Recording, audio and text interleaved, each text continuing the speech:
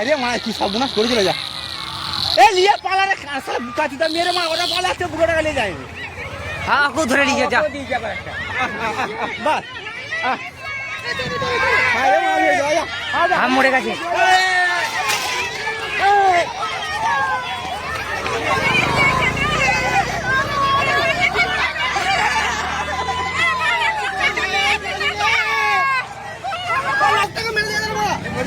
শেষ শেষ মরে গেছে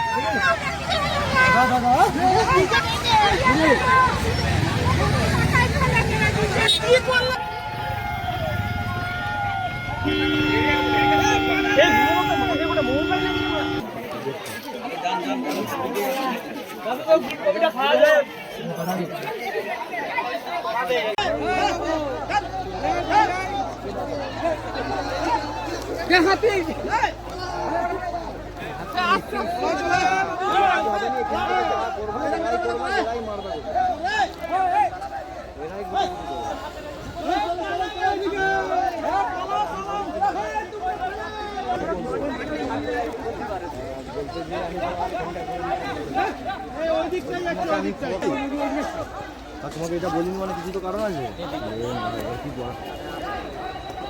আমি বললাম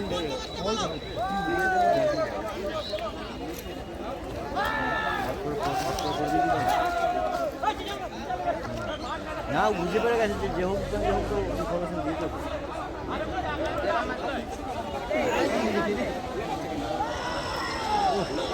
বলছি এসো এসো আজকে যা জিনিস এরকম দেখাচ্ছি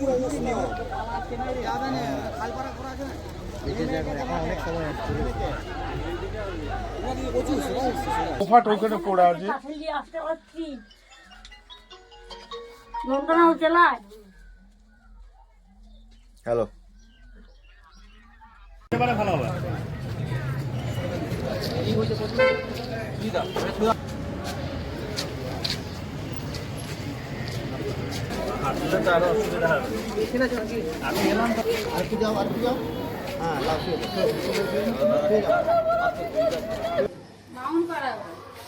সত্যরঞ্জন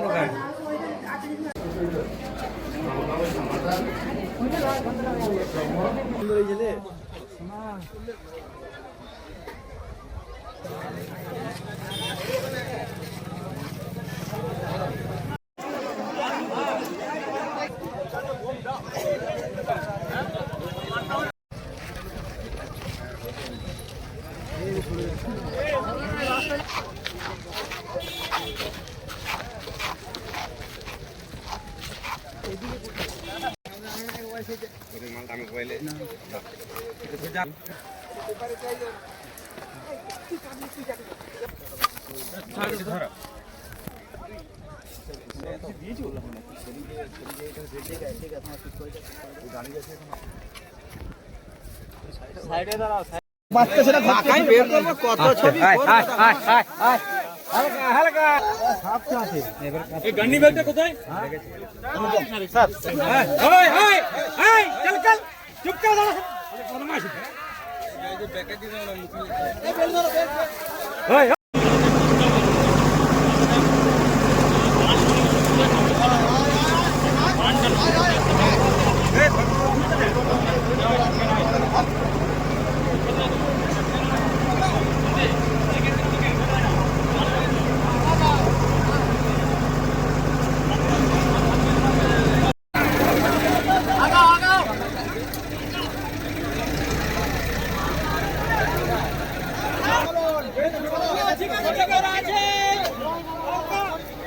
নেমে যাও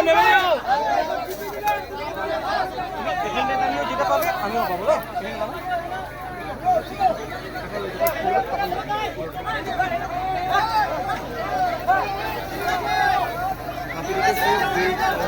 লক করা হয়েছে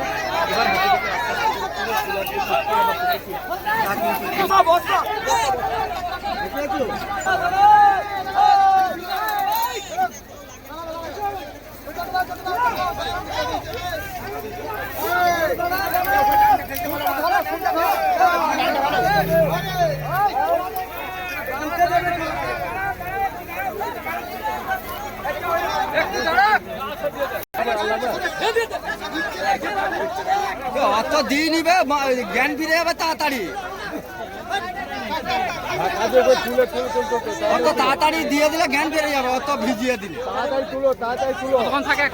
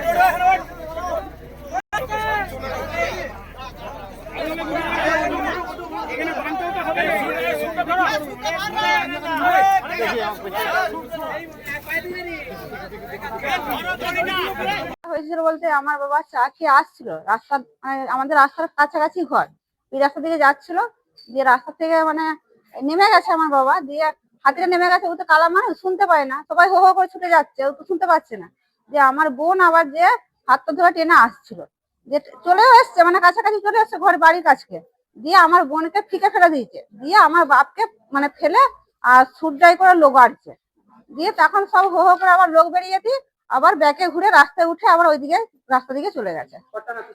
একটা হাতি, হ্যাঁ দল ছোট হাতি, মানে হাতিটা প্রচুর মানে জ্বালাচ্ছে সকাল থেকে, মানে পাড়ার মানে ঘরের মধ্যেও ঢুকে যাচ্ছে।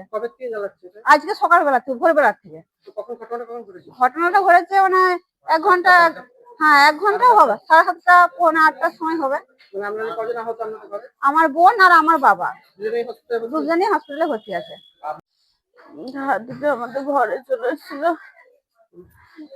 দিয়ে আমার বাবা আসছিল চা খেয়ে, আমার বাবাকে ছুটে আমি আনতে গেছি, ছুটে নিয়ে চলে আসছি, আর একটুখানি আসলে ঘরে ঢুকে যাবো, তখন আমাদেরকে হাতিটা লগারে দিতে ফেলে দিয়েছে, আমাকে একদম ফিকে ফেলেছে, তারপরে আমার বাবাকে ধরে দিয়ে আমার বাবাকে দমে লগাচ্ছে শুরু করে। একটা হাতি ছিল। আর 2জন, আমি আর আমার বাবা। হ্যাঁ, আবার এই যে মাথায় লেগেছে, কপালে লেগেছে, কান মুটে লেগেছে, পায়ে লেগেছে, 2টো পা। হাতিটা তো ছুটে চলে এসছে আমাদের ঘরকে, আমরা তো ঘরে আছি। ওই সকালবেলায় হাতি সব দেখতে বেরিয়েছিল, ওখানে ছিল একটা জঙ্গলের মধ্যে, মানে পুকুর পাড়ে ছিল, সবাই দেখতে বেরিয়েছিল। তো এত পরিস্থিতি মধ্যে দিয়ে সব হাতিগুলো, এই হাতিটা ছিল, ওই দর্শকদের পরিস্থিতির জন্য হাতি এদিক ওদিক চারদিকে ছুটাছুটি করে এর পাড়ায় ওর ঘরে ওর দিকে চারদিকে অন্যায় অত্যাচারটা করেছে আর কি। অত্যাচার একটি হাতি ছিল, সিঙ্গেল হাতি, দলছুট হাতি। পরিস্থিতি কি ঘটনা? খুব আমরা মর্মাহত, শোকার্ত, কারণ একজন মারা গেছেন এবং 3জন হসপিটালে ভর্তি আছে। আমাদের ফরেস্ট রেঞ্জার সাহেব জানার পরে রেঞ্জার বিট অফিসারকে সঙ্গে নিয়ে, ফোর্স সঙ্গে নিয়ে, যেভাবে অক্লান্ত পরিশ্রম করে এখন হাতি আটকে রাখতে পেরেছেন, এর জন্য আমরা ওনাদেরকে বাহবা জানাই। কি হয়েছে, ঘটনাটা কি? ঘটনা হয়েছে যে রাত্রের অন্ধকারে রাজখন্ড অঞ্চলে ওখানে থেকে হাতি ঢুকে যায় রাজখন্ড অঞ্চলে, ওখানে পরেতে আমরা রেঞ্জারের খবর দিই সঙ্গে সঙ্গে, যখন ওই খবর রেঞ্জার সাহেব একটা হাতি ফোর্স নিয়েছে, পুলিশ নিয়েছে, বিট সাহেব, বিট অফিসার সহ সকলে এসে হাতিয়াকে চেষ্টা করে আটকাবার, কিন্তু আটকাতে পারেনি। লোকও প্রায় 500-700 ঘরেও ঢুকে গেছে নাকি? ঘরে ঢুকেছে, তবে ঘরে সেরকম বুঝে না, একজন মারা গেছে। যে মারা গেছে তার নামটা কোথায়, বাড়ি? রাউতকল অঞ্চল। আচ্ছা, তারপর এখন কি পরিস্থিতি? এখন পরিস্থিতি, হাতিটা একটু আগে আনা হয়েছে, আনিয়েছে এখানে কোলারবন বলে জায়গা আছে, জঙ্গল আছে, জঙ্গলে আটকে রাখা হয়েছে। আমাদের রেঞ্জার সাহেব এসছেন, বিট অফিসার এসছেন, আর প্রত্যেক অফিসার এসছেন। তাই কি কীভাবে কি করবে এখন, কি করবে মনে হয়? এখন হাতিটাকে যেতে হবে, আটক করতে হবে, নিয়ে যেতে হবে। সেই জন্য ওরা বিভিন্ন চেষ্টা করছে যে হাতিটাকে কীভাবে কবজা করে ট্যাঙ্কুলাইজ করা হবে কি? ট্যাঙ্কুলাইজ ঘুম পাড়ানো ইঞ্জেকশন দেওয়া হবে? প্রয়োজনে করতে হবে, সেরকম সেইভাবেই ট্রিটমেন্ট করার জন্য এসেছেন ওরা। আর অফিসার আসছেন, তারা এসে একটা সবাই মিলে পড়াশোনা করেই আমরা এখানে হাতিটাকে আপনার নাম? হ্যাঁ, দ্বিতীয়বার একটা হয়েছে, প্রথমবারটা হালকা হয়েছিল, কিন্তু এরপর যেটা দেওয়া হবে ওটা হাতে করে দিতে হবে, মানে একবারে ওকে ইয়ে করে গাড়িতে তুলতে হবে। হ্যাঁ, সেন্সলেস মানে একবারে পুরোটা সেন্সলেস হবে না, ওইটাকে ওই ইয়েটা হাতে করে দেওয়ার আর একটা দিতে হবে, লাইফ রিস্কটা থাকবে না।